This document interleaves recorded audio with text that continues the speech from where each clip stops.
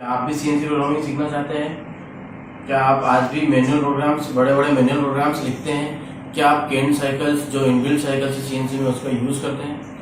अगर दोस्तों ऐसा है तो ये वीडियो और ये चैनल आपके लिए है। दोस्तों मेरा नाम है त्रिलोक और आप देख रहे हैं 3D स्टूडियो।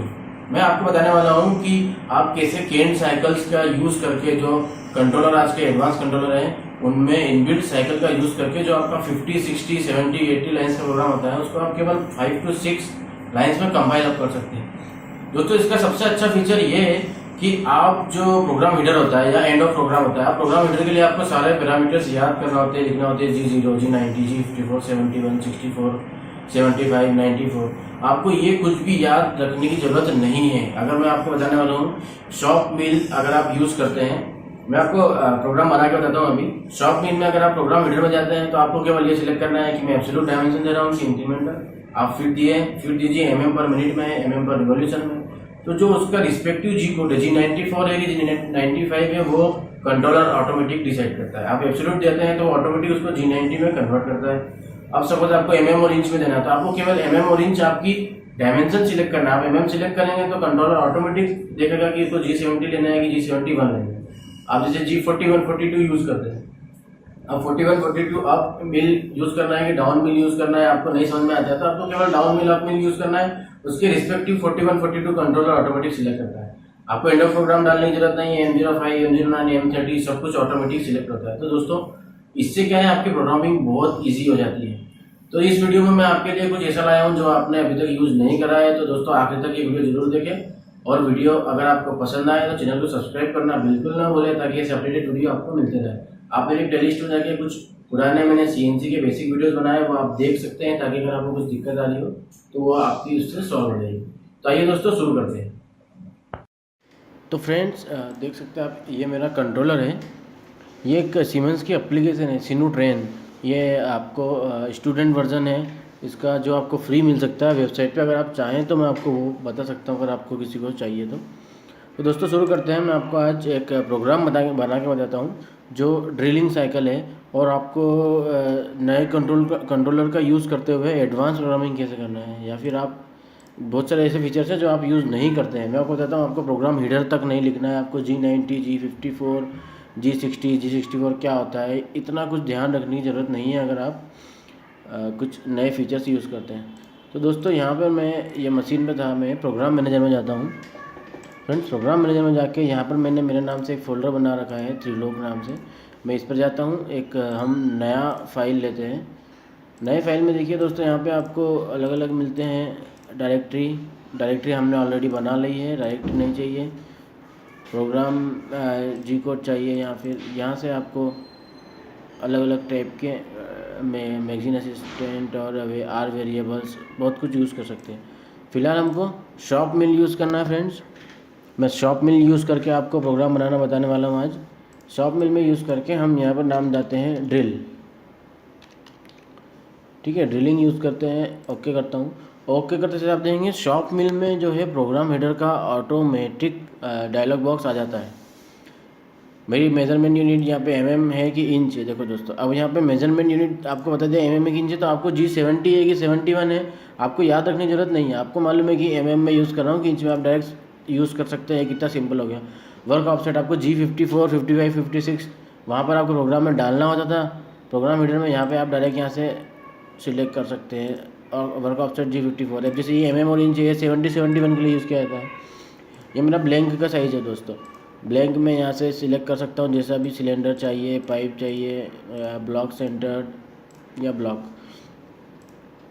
सेंटर में होता ही है कि जो आपका ऑफसेट वैल्यू है वो सेंटर में आ जाता है, और ब्लॉक अगर आप सिलेक्ट करते हैं तो आप आपका ऑफसेट कहाँ पर लेना आप डाल सकते हैं। जनरली दोस्तों अगर आप मान लीजिए आप आपके फेस की तरफ y एक्सिस है, और आप अगर आगे बढ़ेंगे और y प्लस में जाता है तो आपका जो x होगा वो लेफ्ट हैंड साइड पे माइनस चलेगा और राइट हैंड साइड पे प्लस चलेगा।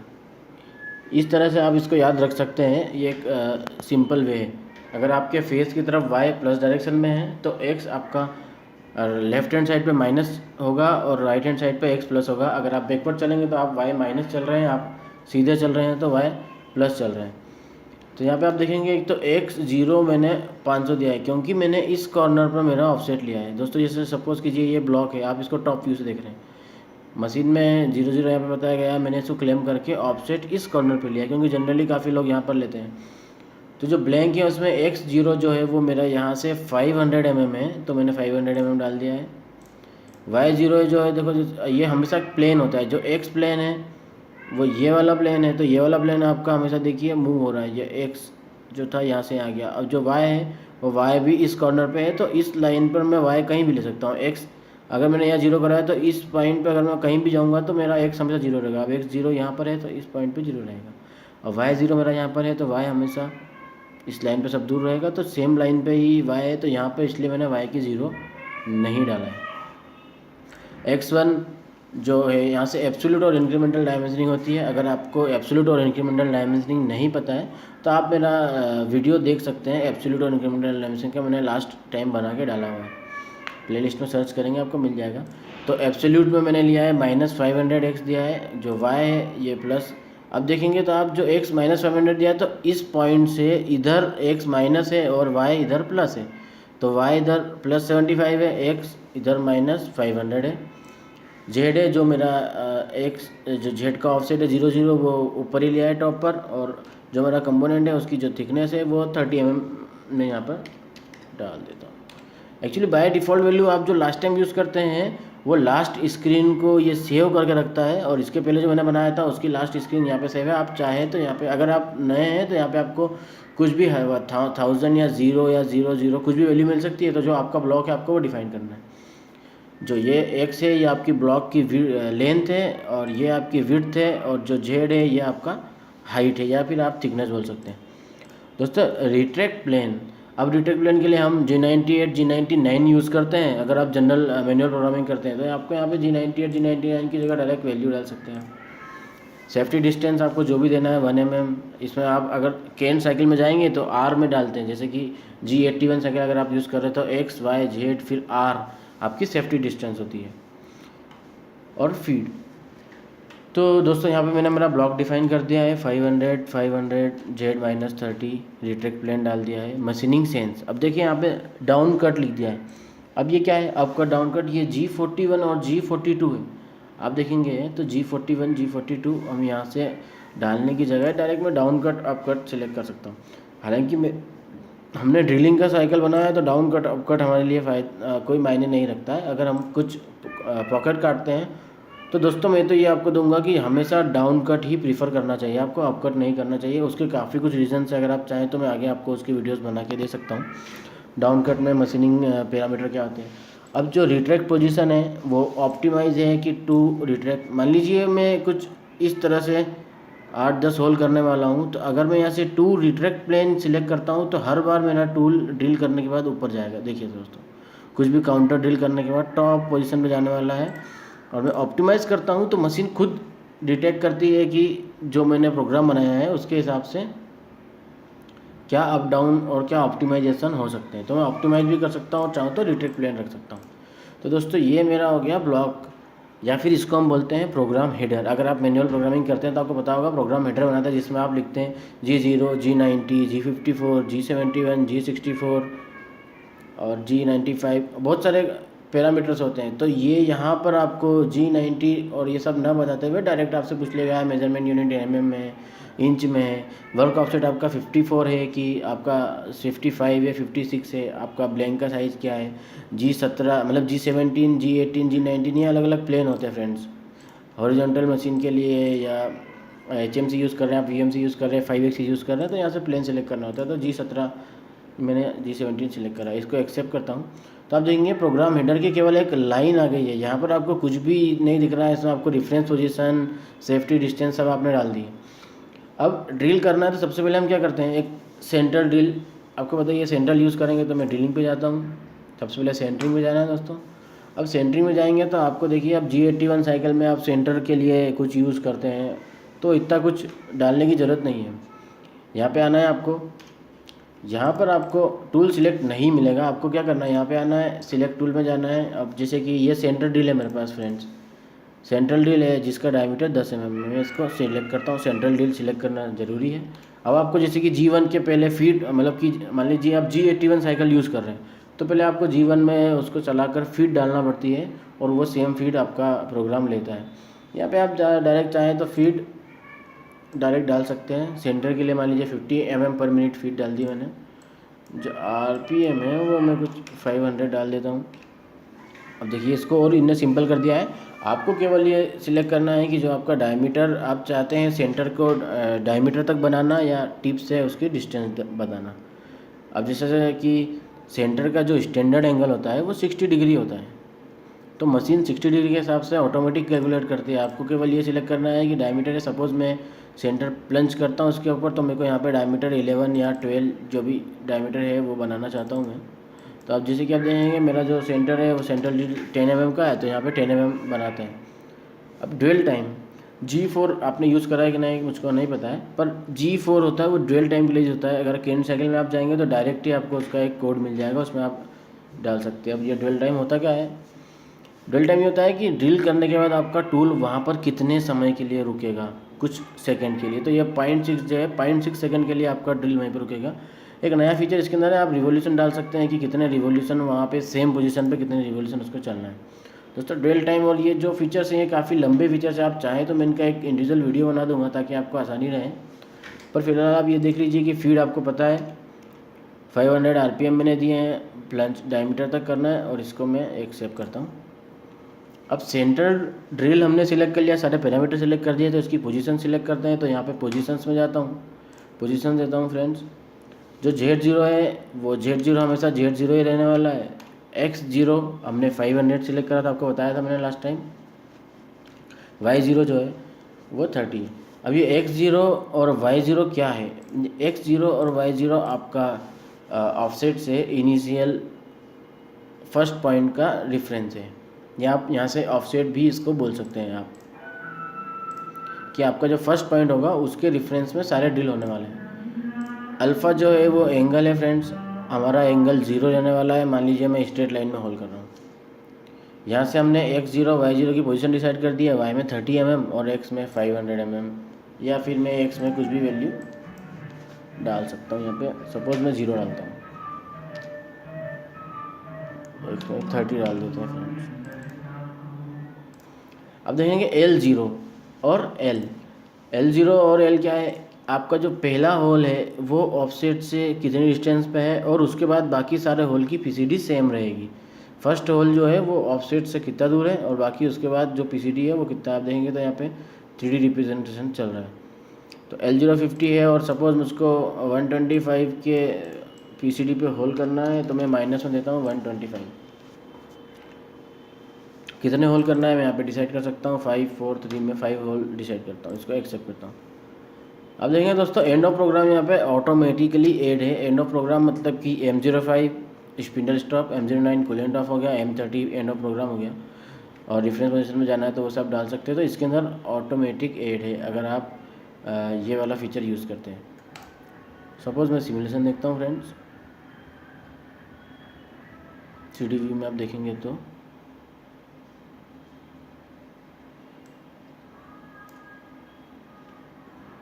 ये देखिए फ्रेंड्स, ये आपके होल्स हैं। तो आप सेंटर की पोजीशन यहाँ से जो चाहे वो सिलेक्ट कर सकते हैं।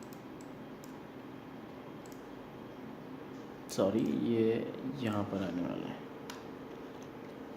आप जाएंगे तो सपोज यहाँ मैं 500 डाल लेता हूँ, क्योंकि मैंने 500 इधर ऑफसेट लिया हुआ।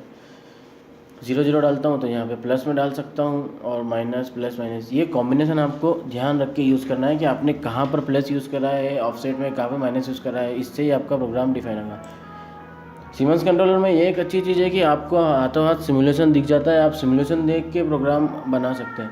दोस्तों सेंटरिंग के बाद हम ड्रिल पे आते हैं। मैं थोड़ा सा जल्दी करूँगा ताकि आपका वीडियो लंबा ना हो, क्योंकि तो लंबे वीडियो देखना काफ़ी लोग पसंद नहीं करते हैं। हम यहाँ पे आते हैं, ड्रिल पे जाता हूँ मैं। दोस्तों ड्रिल पे यहाँ पे आपको सिलेक्ट टूल करना है। सपोज़ मैं जो ड्रिल है ये 10 mm का ड्रिल है, इसका डायमीटर डाला हुआ है, सब ऑफसेट मैंने ले रखा है। तो ड्रिल ओके करता हूँ, ड्रिल सिलेक्ट करना है। फीड जो है वो 250 mm पर मिनट मैंने यूज़ करी है। आप चाहें तो फीड यहाँ से फीड भी चेंज कर सकते हैं, mm per revolution 250 mm। Generally जो मेन फीचर होते हैं वही मैं आपको बता रहा हूँ कि अगर mm पर रिवोल्यूशन में आप कैलकुलेट करने जाएंगे, हालांकि आप ये कर सकते हैं अगर आपको VC कैलकुलेट करना आता है तो जनरली mm पर रिवोल्यूशन में या mm पर मिनट में आप जब भी VMC यूज़ करते हैं तो हमेशा आपकी फीड mm पर मिनट में आपको यूज़ करना है। आप टर्निंग यूज़ करते हैं तो mm पर रिवोल्यूशन यूज़ करते हैं। मिलिंग में mm पर मिनट यूज़ करता हूँ मैं। स्पिंडल की स्पीड जो है 1000 RPM है। आपका जो ड्रिल है, अब आप देख सकते हैं ये ड्रिल यहाँ से शैंक तक यूज़ कर सकते हैं या टिप तक यूज़ करते हैं। आपका जो ड्रिल है सिंपल है दोस्तों, अगर आप शैंक यूज़ करते हैं तो ये जो 30 mm है प्लस जो भी आपका ड्रिल का जो स्टैंडर्ड एंगल 60 डिग्री होता है मान लीजिए, या 120 टोटल होता है, तो उसके हिसाब से कैलकुलेट करके कंट्रोलर हमारा ड्रिल का लेंथ जो है वो बढ़ा देता है।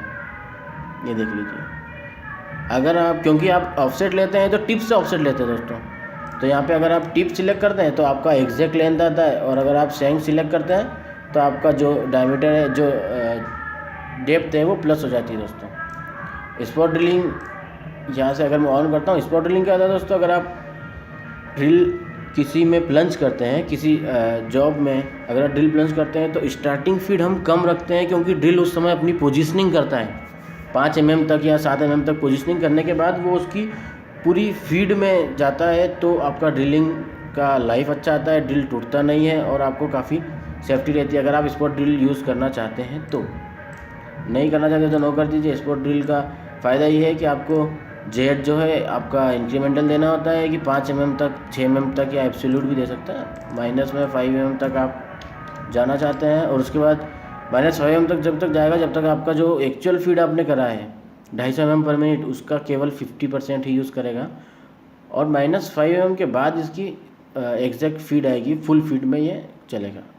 हम चाहे तो स्पॉट ड्रिल यूज़ कर सकते हैं और नहीं भी यूज़ कर सकते हैं। वैसे अगर आपका थ्रू ड्रिल करना है तो उसके लिए भी फीचर यहाँ पे दिए हुए हैं कि आपका जो एंड में है वो फीड थोड़ा सा स्लो हो जाएगा। एक तो स्टार्टिंग में फीड स्लो होता है और एक एंड में फीड स्लो होता है।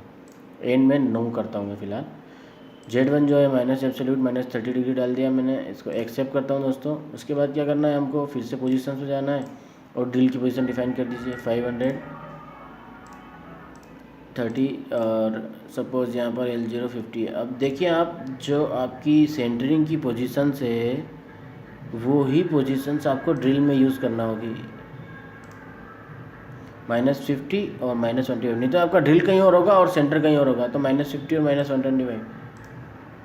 यहाँ पे आते हैं -50 -125 हमारे पास है, और यहाँ पर 4 हमने ऑटोमेटिक, एक्चुअली उसने ऑटो डिटेक्ट करा हुआ है। आपकी लास्ट स्क्रीन जो मैंने आपको बताया था, लास्ट स्क्रीन हमेशा मशीन याद रखती है, तो लास्ट स्क्रीन में जो मैंने फीचर यूज़ करा है वो उसने यहाँ पर ऑटोमेटिक ले लिए। अब देखेंगे तो दोस्तों यहाँ पर केवल आपको 1 2 3 4 5 6 ओनली 6 लाइन से आपको केवल फीचर डिफाइन करना है, आपको जी कोड डिफाइन नहीं करना है। और आप इसका सिमुलेशन देखेंगे अब तो आपको मालूम पड़ जाएगा कि आपके जो होल है वो हो रहे कि नहीं हो रहा है। टॉप व्यू में आपको दिखाता हूँ, ये देखिए फ्रेंड्स,